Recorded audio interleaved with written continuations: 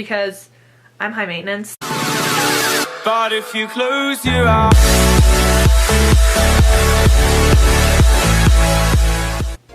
Hey guys, it's Brooke. Please ignore my very comfortable look. I don't feel like changing. But anyways, today I'm going to be telling you guys the 5 things that help me with my tumbling the most.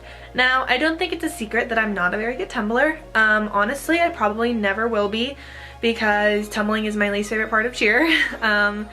It stresses me out, to be completely honest, and I'm just not a natural tumbler. I didn't start tumbling till I was 14. I'm just never gonna have like a whip through to double, and that's fine because that's not one of my tumbling goals. However, I used to be a lot worse, so I wanted to tell you guys the things that help me in tumbling the very most, and I hope this video is helpful. So the first thing is private lessons. I think private lessons for anything help because if you're on a team or you're in a class and you're working on a certain skill, whether it's for soccer or gymnastics or dance or cheer or whatever, you're probably with a lot of other people and it's just not the same thing as a coach working with you one-on-one. When I was trying to get my round off back handspring, I had a private lesson almost every week and we worked on round off back handsprings. I just did them over and over and over and over again the entire 30 minutes of the private lesson. Like, I literally just did so many reps until I was strong enough and got better and comfortable enough to do it by myself. I think it would have taken me years to get my round off back handspring if I didn't do private lessons, and I also understand that private lessons can be expensive. I paid for my own private lessons most of the time, so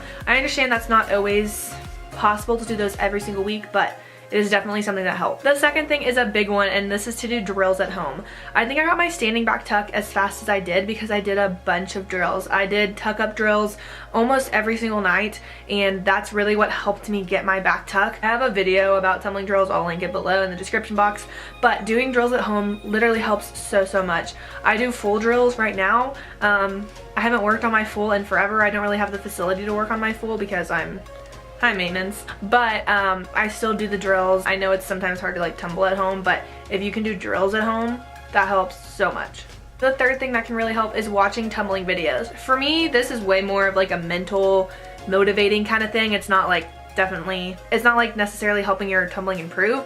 I just always get very motivated whenever I watch tumbling videos. Watching somebody else do a skill that you really want or have the technique that you really want just is motivating. A lot of those like tumbling and gymnastics and like acrobatic channels are on my explore page, and watching those is honestly really motivating, so I would do that for sure. The fourth thing is to consistently go to tumbling class. Now, this is me needing to take my own advice because I stopped tumbling for a very long time, like a few months, and then I started tumbling again for a few months, and then I stopped tumbling again for a few months, and now like I see stars doing a round off back handspring. I went from going to cheer 5 to 6 days a week to not going at all, and then when I tried to get back into it, it was very hard to do. Obviously, I'm not cheering right now, so that's expected, but when I try to tumble, it takes me a minute to even be able to do a round off back handspring tuck because I just like, my body isn't used to me just like tumbling that much anymore or jumping that much anymore. So stay consistent with what you're doing so that your body doesn't fall out of rhythm with the tumbling skills that you're trying to get. And the last thing that helped me the most was asking coaches for tips.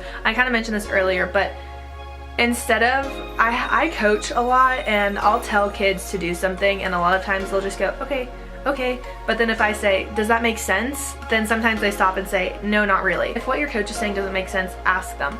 If they're saying, like, I had so many coaches tell me, your tuck's not going up, your tuck is low. That has been my problem for about 4 years now. It still is, just being honest.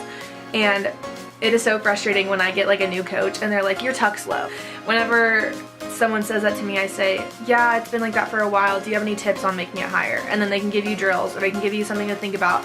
Asking different coaches helps too because they all have their strengths, and one coach might tell you something that you've never thought of and another coach has never thought of either. So just ask your coaches, even your teammates, whoever you want to. I know it can be frustrating tumbling and someone gives you like a critique and you're like, I know. But asking for tips like that definitely is helpful. So that's the end of this video. I really hope you guys enjoyed it, and I'll see y'all in my next one. Bye!